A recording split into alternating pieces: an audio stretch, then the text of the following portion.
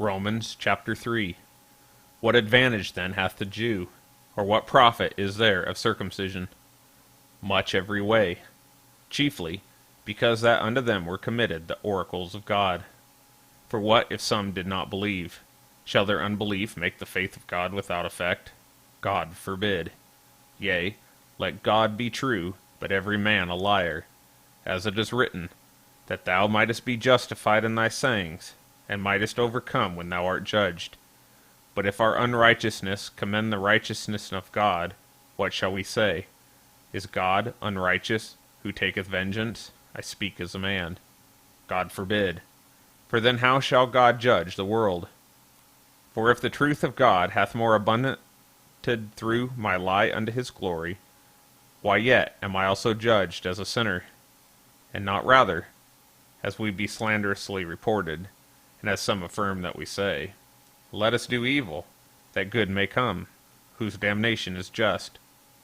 What then? Are we better than they? No, in no wise.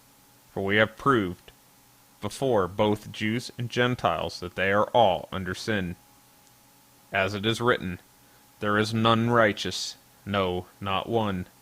There is none that understandeth. There is none that seeketh after God. They are all gone out of the way. They are together become unprofitable. There is none that doeth good, no, not one. Their throat is an open sepulchre. With their tongues they have used deceit. The poison of asps is under their lips, whose mouth is full of cursing and bitterness. Their feet are swift to shed blood. Destruction and misery are in their ways, and the way of peace have they not known. There is no fear of God before their eyes. Now we know that what things soever the law saith, it saith to them who are under the law, that every mouth may be stopped, and all the world may become guilty before God. Therefore, by the deeds of the law there shall no flesh be justified in his sight, for by the law is the knowledge of sin.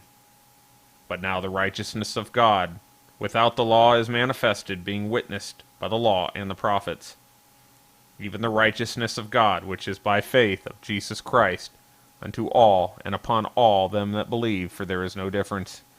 For all have sinned, and come short of the glory of God, being justified freely by his grace through the redemption that is in Christ Jesus, whom God hath set forth to be a propitiation through faith in his blood, to declare his righteousness for the remission of sins that are past, through the forbearance of God. To declare, I say, at this time his righteousness, that he might be just, and the justifier of him which believeth in Jesus. Whereas boasting, then, it is excluded. By what law? Of works? Nay, but by the law of faith.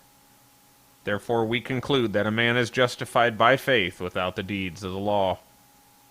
Is he the God of the Jews only? Is he not also of the Gentiles?